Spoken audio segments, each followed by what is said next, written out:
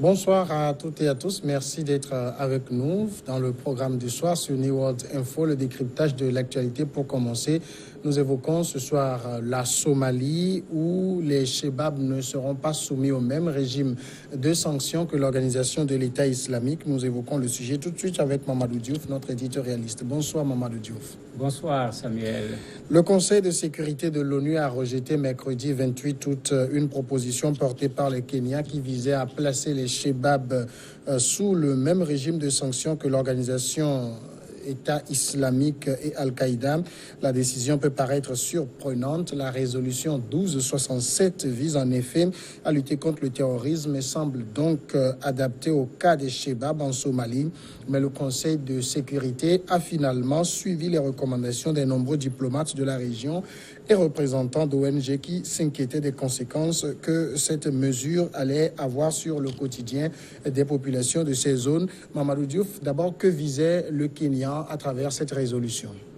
En fait, le Kenya, comme on le sait, quand la Somalie s'est retrouvée dans une certaine difficulté, il y a une force africaine qui a été mobilisée pour intervenir au niveau de la Somalie et le Kenya joue un rôle important au niveau de cette force africaine. Malheureusement, la conséquence, c'est que le Kenya a subi des attentats meurtriers faits par les Chebabs. Tout récemment, il y a comment on les appelle encore, le centre commercial, l'hôtel. N'oublions pas la centaine d'étudiants qui avaient été tués. Donc, même si le Kenya n'est pas directement à l'intérieur de la Somalie, ce problème se déverse sur le Kenya. Et quand on prend la résolution 1267, c'est comme une sorte d'état d'urgence. Ça permet d'aller très loin et très fort sur ce qui concerne la lutte contre ces groupes armés, le terrorisme en particulier.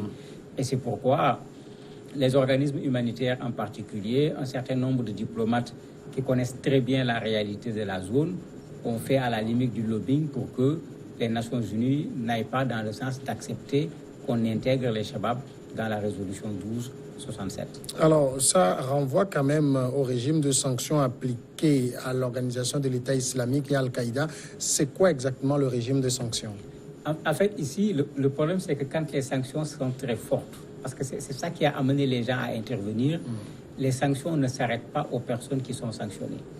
Regardez comment ça s'est passé avec nos pays africains souvent, quand les pays refusaient la démocratie, quand on sanctionnait le pays en refusant l'aide, qui avait des problèmes? C'est le président de la République ou c'est les populations? En fait, c'est le même topo qui se présente ici. Parce que si on fait appliquer la résolution 1267, même les organismes humanitaires vont avoir des difficultés à intervenir. Parce que s'ils interviennent, on peut les accuser d'aide directe ou d'aide indirecte au terrorisme parce qu'ils le savent et ça se passe actuellement au Somalie, en particulier au sud et au centre. De temps en temps, les Chebabs attaquent les convois humanitaires pour prendre des vivres, du matériel au niveau des convois humanitaires. Si on applique la résolution, les humanitaires ne vont plus pouvoir intervenir au niveau de la Somalie. Et c'est pourquoi le fait d'avoir refusé plutôt la proposition du Kenya d'intégrer les Chebabs dans la résolution 1267, on se pose la question, est-ce que c'est pour des raisons humanitaires ou bien est-ce que c'est un aveu d'échec? Parce qu'il y a les deux choses dedans.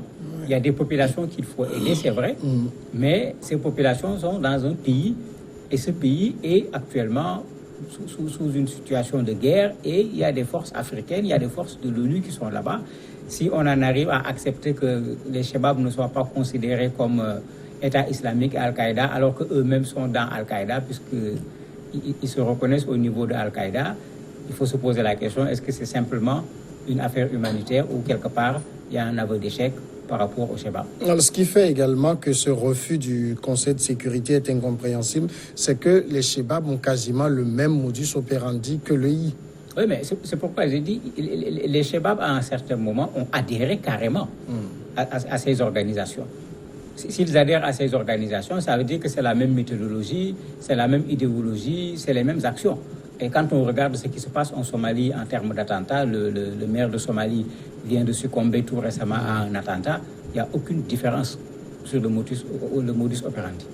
Donc c'est clair qu'on peut parfaitement classer les Chebabs avec État islamique et Al-Qaïda en considérant que c'est pratiquement du pareil au même. Mais comme j'ai dit, il y a ce problème de la partie sud, surtout du pays, où il y a à peu près 4 millions de personnes qui vivent dans des conditions extrêmement difficiles. Et c'est sur ça que les ONG ont surtout insisté, en disant que pour ces 4 millions de personnes, l'aide est une nécessité.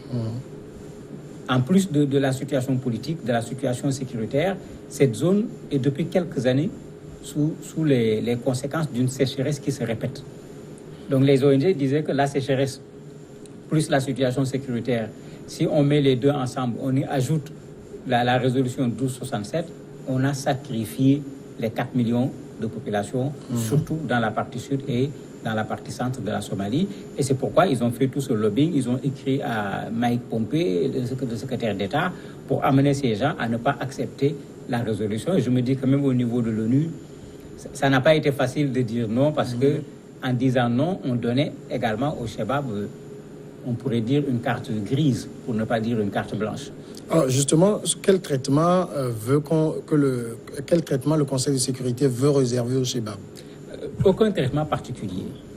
Ici, le souci de ceux qui ont fait le lobbying pour empêcher qu'on intègre les Shabab dans la résolution 1267, ce n'est pas les Shabab. C'est plutôt les populations civiles. C'est plutôt les jeunes, parce qu'il y a le rapport d'Amnesty, les enfants plutôt, le rapport d'Amnesty qui, depuis 2011, posait ce problème des enfants au niveau de la Somalie. Il n'y a plus de scolarisation, il n'y a plus de structures de santé qui soient des structures valables. Les Shabab même viennent, à l'époque, dans les écoles, prendre les enfants et les enrôler par la force. Donc, il y a un sérieux problème dans les zones qui sont gérées actuellement par les Shabab au niveau de la Somalie. Mais ces ONG jouent le rôle. Elles ne sont pas là, en fait, pour régler le problème de la sécurité. Elles ne sont pas là pour régler le problème politique. Elles sont plutôt là pour s'occuper des conséquences de la situation sécuritaire et de la situation politique. Ce n'est pas les ONG qui ont créé les crises, ce n'est pas elles également qui gèrent les crises.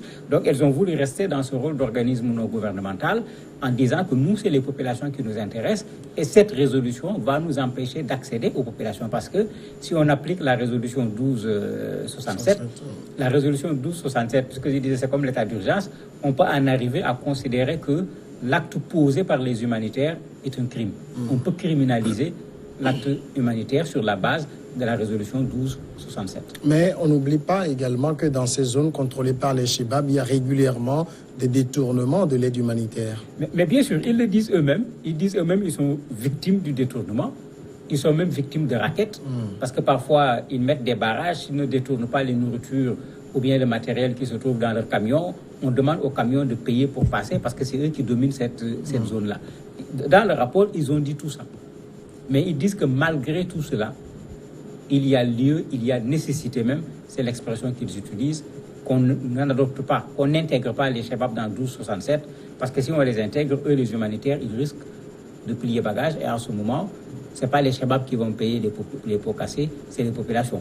Ils vont même plus loin dans l'analyse en disant que si on augmente la situation de pauvreté dans ces zones, est-ce que on ne fait pas de cet espace même un terrain favorable pour le recrutement au niveau des Shabab, puisqu'on sait que un des leviers qu'ils utilisent, c'est cette pauvreté des populations également pour pouvoir les recruter. Quelle a été la réaction du Kenya après le rejet de cette résolution? Le Kenya n'est pas content du tout, puisque ce n'est pas pour rien, parce que ce n'est pas cette année seulement, depuis les attentats, ils avaient commencé à faire cette démarche pour pouvoir avoir cette possibilité d'agir et de bloquer davantage les Shabab, mais ils n'avaient jamais été suivis. Ce qui est curieux, c'est que la Somalie, au contraire, se contente de la résolution 1292, qui parle simplement de ne pas aider sous quelque forme que ce soit les groupes terroristes. Ça s'adresse bien sûr aux ONG ici en particulier, mais au Kenya, bien sûr, la réaction n'est pas du tout satisfaisante parce qu'eux, ils voulaient avoir cette facilité de pouvoir s'en prendre aux Shabab parce qu'ils subissent les conséquences du terrorisme des Shabab de la Somalie. Alors, si on sait que l'EI et Al-Qaïda sont sous le régime de la résolution 1267, est-ce que ça veut dire que dans ces zones, on a considéré à un moment que ces ONG, ces organisations apportaient un soutien quelconque à ces groupes terroristes? En fait, ce n'est pas un soutien. Dans les textes, on parle, dans les rapports de l'ONU, on utilise l'expression aide directe, aide indirecte. En fait, les ONG ne sont pas venues aider. les groupes terroristes. On peut le comparer au cimentier français qui était en Syrie, qui a fini par un procès parce que, pour que sa cimenterie reste, c'était un étranger, théoriquement, des attentats devaient toucher sa cimenterie. C'était curieux, on a constaté que rien ne s'est passé. Quand les gens ont fouillé, on s'est rendu compte qu'il a payé des taxes aux terroristes pour pouvoir maintenir son activité intacte. Et c'est la même chose avec les ONG. Vous êtes là, vous voulez vous occuper des populations, ils vont vous laisser travailler dans leur zone, mais ils vont se débrouiller pour gagner quelque chose. Soit vos voitures payent des taxes au niveau des barrages, soit la nourriture, le matériel que vous amenez. S'il y a des éléments qui les intéressent dedans, ils vont les prendre. Et c'est pourquoi l'ONU parle d'aide indirecte. Mais il est clair que les ONG ne sont pas allées en Somalie pour aider les Chebabs, c'est le contraire. C'est pour s'occuper des populations. Mais eux, ils considèrent un peu que c'est le prix à payer. Parce que si vous ne le faites pas, on vous empêche d'accéder aux populations, on vous empêche de travailler dans la zone, ou bien vous-même, on vous kidnappe, vous devenez des otages comme ils savent le faire dans ces zones-là. On s'imagine qu'après le rejet de cette résolution, les Chebabs doivent se frotter les mains. Mais bien sûr, ils ne vont pas réagir en disant ce qu'ils pensent, mais ils ont un couloir encore à leur disposition. Au lieu de sanctions très fortes, on les sépare de l'État islamique et de Al-Qaïda, bien que à tout point de vue, ils se ressemblent. Bon, c'est comme si on disait qu'ils sont moins méchants que les autres. Mais c'est l'éternel problème qu'on a souvent avec ce genre de pays où vous avez un gouvernement officiel dans un espace, ici Mogadiscio, la capitale. Une bonne partie du pays est dominée plutôt par les Chebabs, comme c'est le cas en Centrafrique, comme c'est le cas en Libye. On est obligé parfois de jouer à cet équilibrisme parce qu'en réalité, on n'est pas en face d'un État, on est en face de deux États qui ne disent pas leur nom. Mamadou Diouf, merci d'avoir répondu à nos questions. C'est moi qui vous remercie. Nous sommes vendredi et après, c'est l'invité sport qui sera là. À tout de suite.